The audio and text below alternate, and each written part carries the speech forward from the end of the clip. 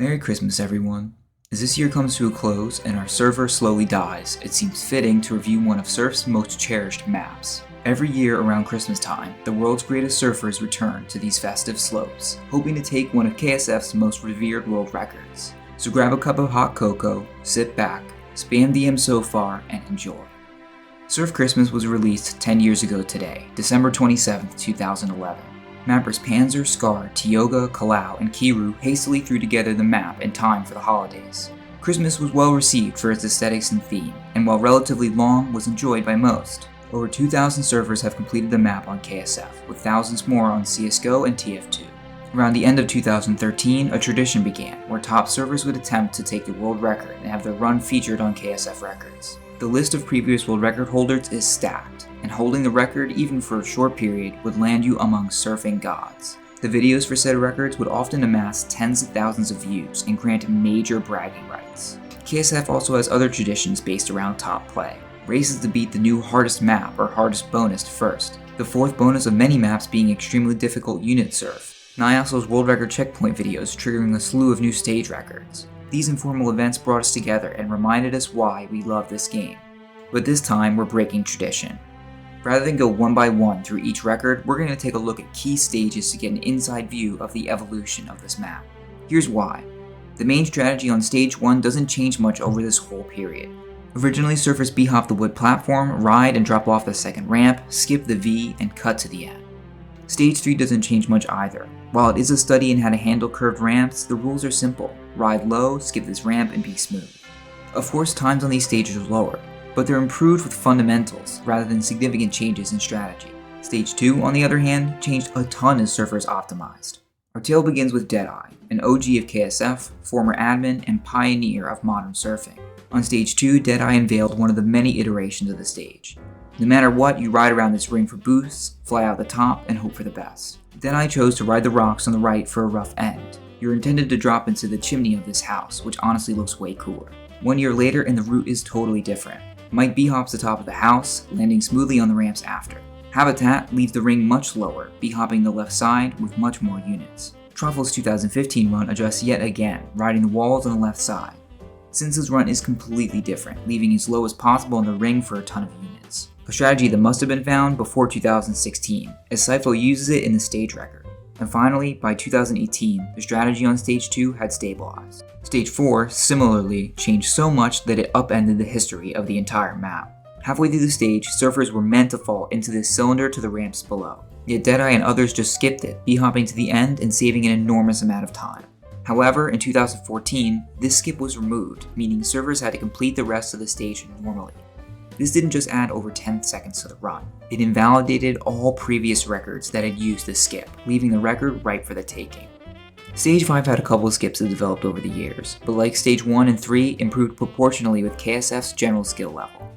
By late 2013, surfers were leaving the antigraph early for a better board, and Habitat's run features the skip on the second last ramp. There isn't a ton of available footage for when or who first employed these techniques, but this stage doesn't change a lot, so not much is lost. But no stage shows the development of surf knowledge like Stage 6. Maxwell, the fancy name we have for the speed limit. When you go down on a ramp, you gain speed, so going any lower at Maxwell is bad. And Deadeye went all the way down.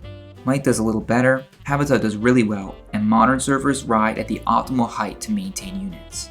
Stage 6 is also the stage for cutting corners. There are so many opportunities to just barely miss a wall or conversely moon or overshoot, although the snipes mostly solidify in Truffle's 2015 run. Lastly, surfers figure out how to break the speed limit around this time. There's a little trick where if a ramp is curving downward, riding the ramp upwards will get your units above 3,500. This is actually the same strategy used in Surf Utopia for a minor advantage. And this is where the major changes stop. On stage 7, surfers just had to figure out how to handle this stupid box. On stage 8, better boarding, maintenance of speed through spins, and not chickening out in this tight weave gave surfers the time they wanted. Stage 9 had a couple of strategies discovered early. Skip the second ramp after the boost, and head it here into the spin. Otherwise, better cuts and less moons were the defining differences. Now we can finally get into the history of Surf Christmas. Deadeye holds the first run available on YouTube with a 3 minute 35 second time, beating the previous record of 3 minutes and 40 seconds. Mike slaps in with a 3:33 before Truffle yoinks it by 0.2 of a second. If you don't know who Trafel is, now you know. Surf Omnific legendary world record holder, beloved streamer and personality, a metric ton of KSF uploads, big clout, and overall a cool dude. But Mike's in it again right before Christmas and gets the upload with a 328. Finally, Trafel and Habitat give the map one last go before the removal of the Stage 4 skip. So now, Stage 4 is gone. Theoretically 10 seconds added to the map. After a little battle, the time solidifies at 3 minutes and 32 seconds by Trafel. You might be thinking, what happened to those 10 seconds? Habitat's December 22nd run shows that a ton of time was shaved off on every other stage, and that surfers might actually break the previous records without Stage 4 skip. Rain comes in January 15th after the traditional upload, 3 minutes and 30 seconds until a year later, when Trafel smashed the record, barely missing Mike's record from 2013. A couple bits to touch on. Trafel goes directly into the noose hole on Stage 4, turning and cutting early, as the ramps below brought him to Maxwell. And he does Stage 6 well, with the speed cap breaking strategy, along with an extremely clean Stage 8. In just 2 years, surfers shaved more than 10 seconds off the map and were set to make history. And how good are these runs from 5 years ago compared to the record? Rain's 330 is still rank 8, and Trafel's 328 is rank 6. If they could shave off just one more second, they would beat Habitat's previous time that included Stage 4 skip. However, things were mostly quiet in this winter wonderland until late 2017. KSF's world record checkpoint video did come out, including a small change to Stage 1 that would be featured in all subsequent runs, b-hopping the second ramp and just barely clearing the floor. It also showed that quite a bit of time was left on the record. And guess who comes next? Featured in the past 2 world record history videos, Beast from the East, former rank 1 and contender for the greatest surfer of all time, Senza.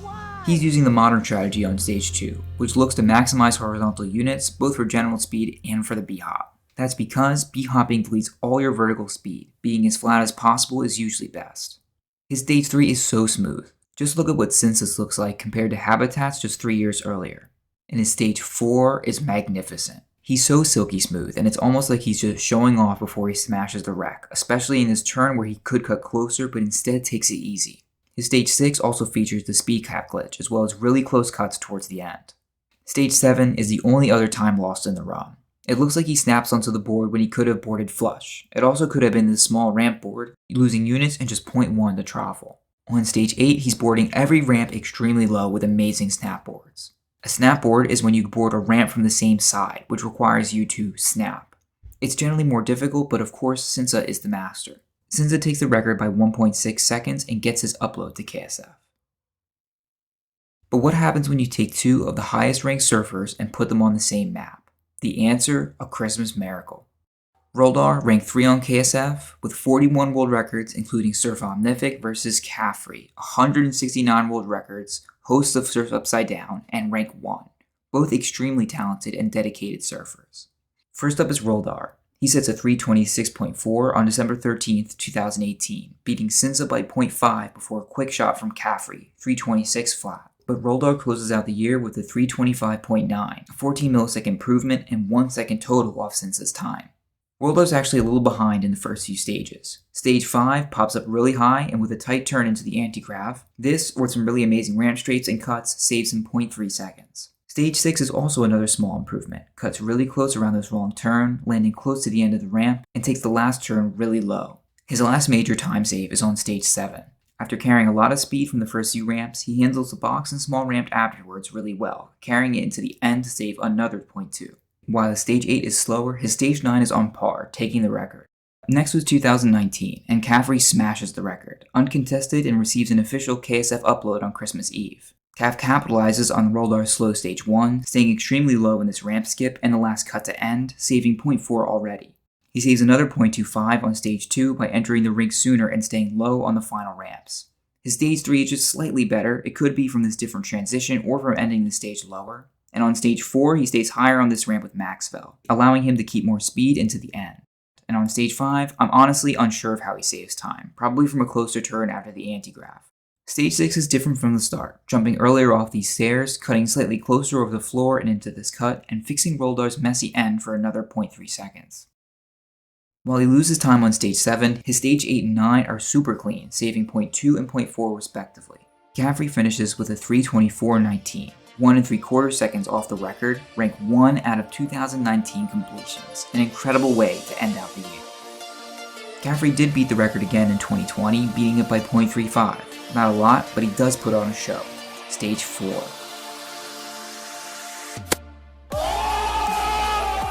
Also, a small change on stage 7 makes a huge difference. Utilizing the same principle applied on stage 1, Caffrey flattens out in the box instead of simply leaving perpendicular.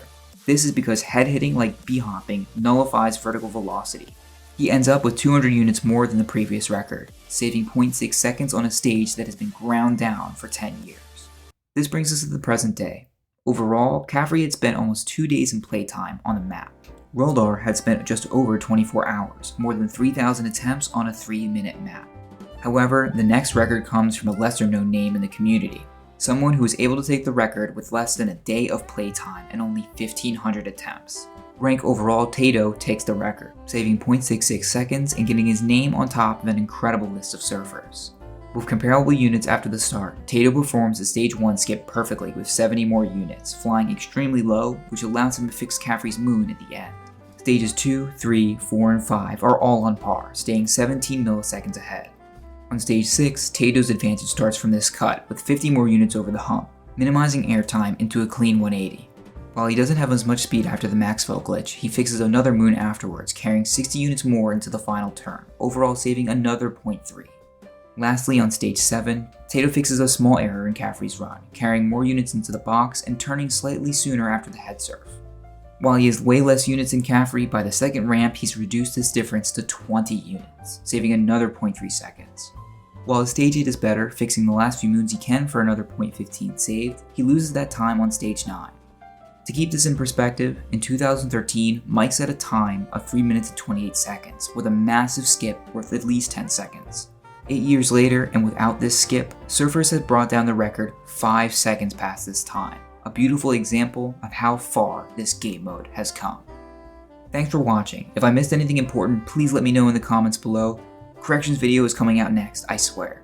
Also check out KSF Records, Crealington, and Whirlpool for more amazing surf footage. Batman the Tasser will most likely come out with the Tasser this very soon. I saw him working on it, so be on the lookout for that. Happy holidays and good luck sliding those triangles.